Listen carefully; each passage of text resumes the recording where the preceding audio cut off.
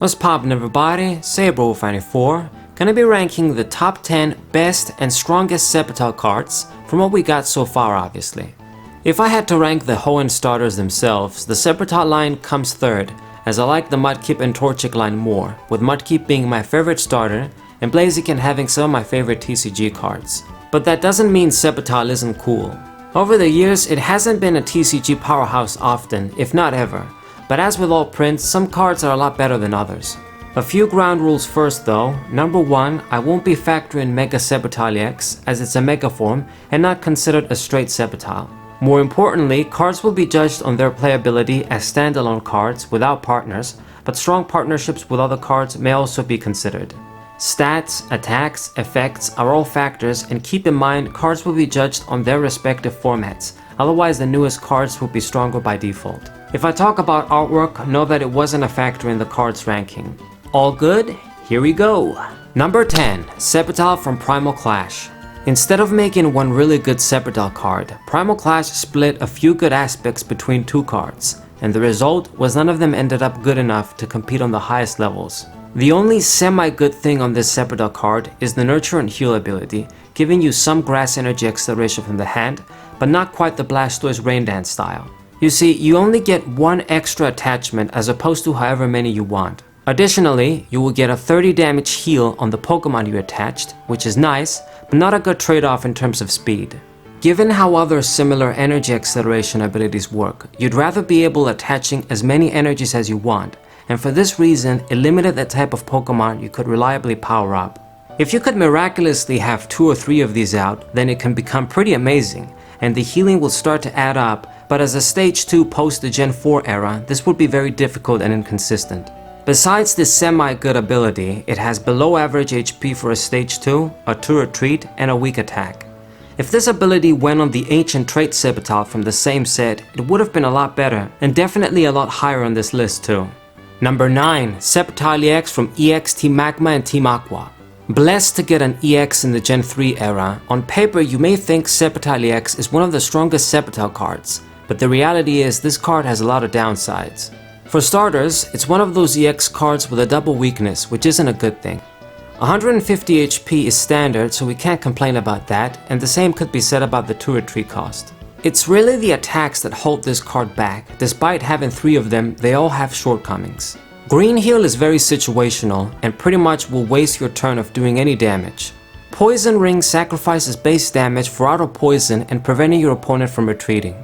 The auto poison is definitely welcome any day, but preventing your opponent retreating doesn't always work out, and even if they stick around, you're only at 60 damage at the end of your opponent's turn anyway.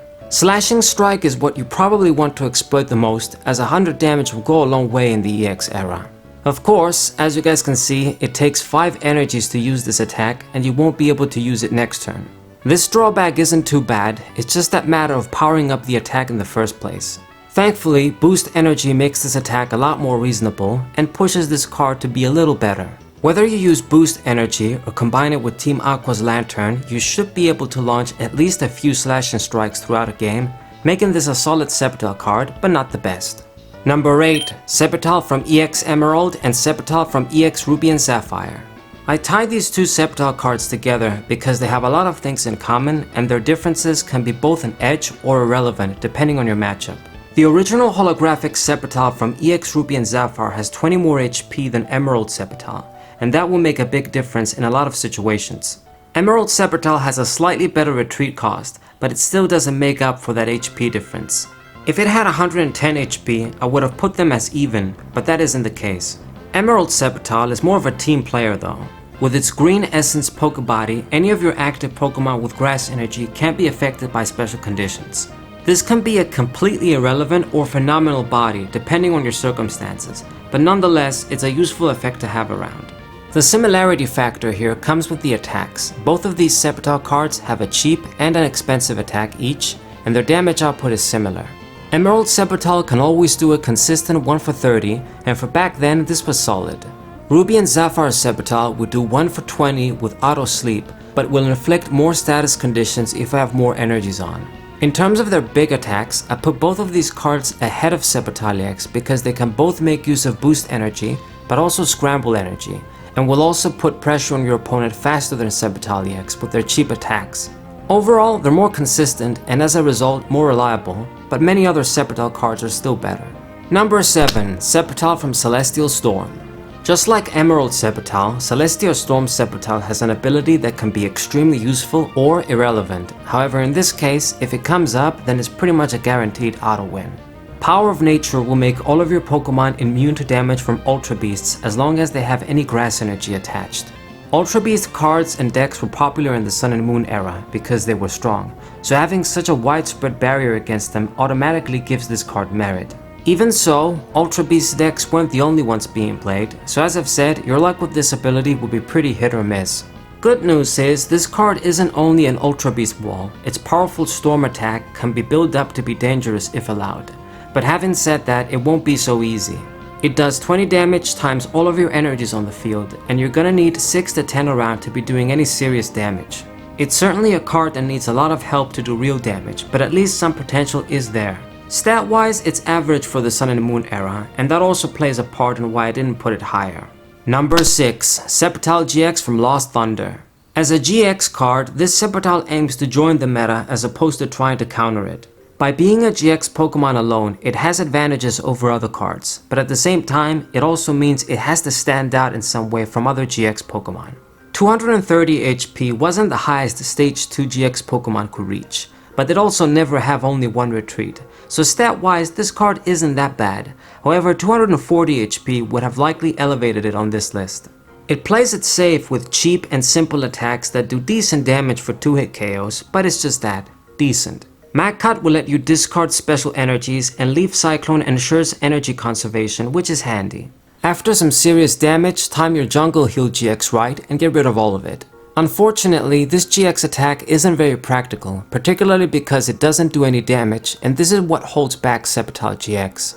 This would have worked much better as a V-Star power, but having to burn your attack without doing any damage usually negates the benefit of healing, if your opponent's going to deal heavy damage next turn anyway.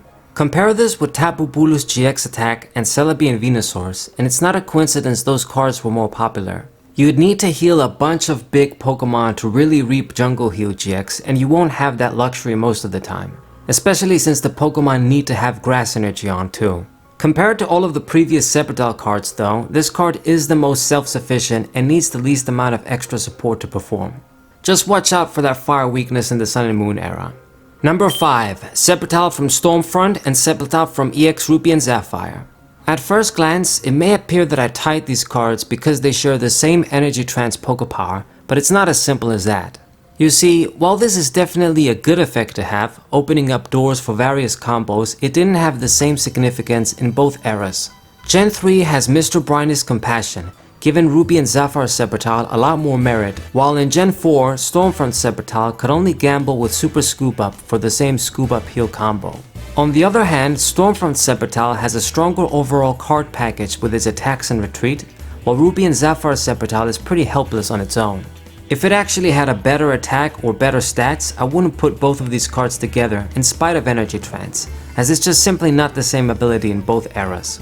Because moving energies around is good, it makes these cards some of the better Sceptile cards by default, but it's just too bad they couldn't be as successful as other Pokemon that had a similar effect, like a Aromatisse or Weavile GX for example.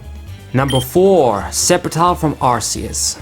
I burned a lot of time deciding between the Energy Trance Sceptiles and this one, but ultimately Arceus Sceptile is the more reliable card from many angles. It doesn't stand out much in terms of stats, having 10 more HP than Stormfront Sceptile, but also an additional retreat. It won't be a big threat on its own, just like the Energy Trance Sceptile, but unlike those cards, it can become very good with a little support. The Green Breath Pokebody heals 2 damage counters every time you attach a grass energy to it from your hand. Partner this with some other healing cards like Platinum Blissey for example, and all of a sudden Sceptile is tanking hits. The biggest partner that pushes its effectiveness though is Great Encounter Sceptile. Belonging in the same line, that card will double all of your grass energies on the field, turning Leaf Blast here into a 2 for 80 attack. The other benefit of Leaf Blast is that you can start doing damage immediately with it as you build it up to become stronger. As far as grass tanks go, Torterra cards in the era are stronger, but compared with its Sceptile siblings, you're looking at one of the better ones no doubt. Number 3. Sceptile EX from Ancient Origins. To talk about Sceptile EX from Ancient Origins is ironic, as it's more of an attacker than its megaform from the same set. An uncommon occasion, as it usually went the other way around most of the time. It might be a bit confusing if you're unfamiliar with this card, but it is actually one of the few Sceptile cards that saw some attempts at serious play. As a basic EX Pokemon from the Gen 6 era, all you gotta do is just play it down and it's nearly ready. There's a reason EX Pokemon were so dominant in Gen 5 and Gen 6, and it's true. This Sceptile card is much faster to use than all the other ones before it. Its stats were also pretty common for an EX from that era, so nothing else to add on its stats. It has 2 simple and cheap attacks that also combo with each other, surprise surprise. Sleep Poison isn't consistent as a coin flip attack, but if you do get the heads, getting auto sleep and poison is strong for 1 energy, and either way you're always doing 10 damage. Unseen Claw does 60 for 2, but will do 130 if your opponent's Pokemon is affected by a special condition. For just 2 energy, this damage was definitely considerable, and this doesn't even factor Muscle Band and the extra damage from poison. It wasn't that difficult to set up 2-hit KOs on other EX Pokemon, especially if you got a heads with Sleep Poison.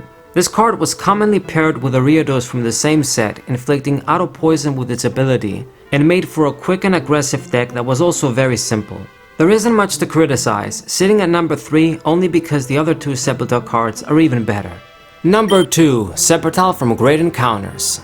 Great Encounters Sceptile has only one thing going for it, but it's such a good and rarely printed effect that it pushes this card at number 2, even though the rest of the package is underwhelming.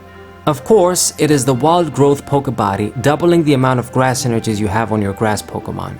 This effect is so good that you can only get one regardless of how many of these Sceptiles are out. 100 HP with 3 retreat is horrendously bad in the DP era, but the strength of Wild Growth still prevails. Leaf Blade would have been a terrible attack as well, but becomes an okay attack when you factor in Wild Growth halving the cost. 50 for 2 with a chance to be 70 for 2 means if you seriously need to attack with it, it can put in some damage. This card greatly improves every other Sceptile card in the era and every grass Pokemon in general. You could pair this with Torterra, Tangrowth, Shaman, Leafeon, and any other grass Pokemon you can think of. Even though I think they overdid it, there's a reason they balanced out the card with bad stats and an average attack. If those were a bit better, this would have been the best Sceptile card easy. But in the end, there is one more card that I think is stronger overall. So here we go. Number 1. Sceptile EX from EX Crystal Guardians.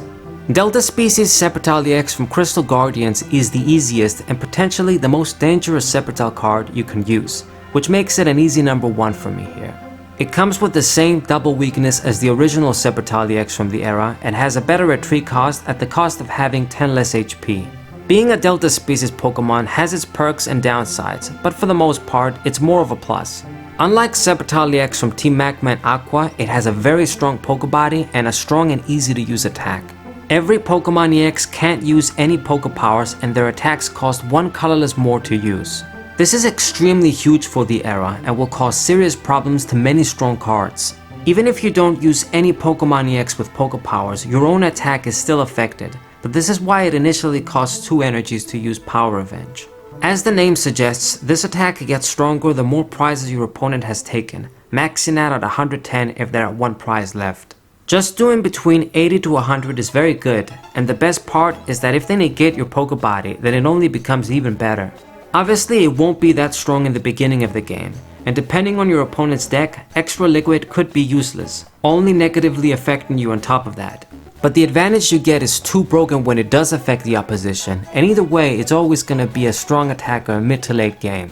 This is gonna do it for the strongest Sceptile cards. I hope you guys enjoyed the video and subscribe to the channel for all sorts of TCG videos. Leave a like and share this video to all the Sceptile fans out there and let me know what your favorite Sceptile cards are. Obviously for me it's Gen 3 and 4 all the way, but I really would have liked if the Ancient Trait one in Primal Clash was better.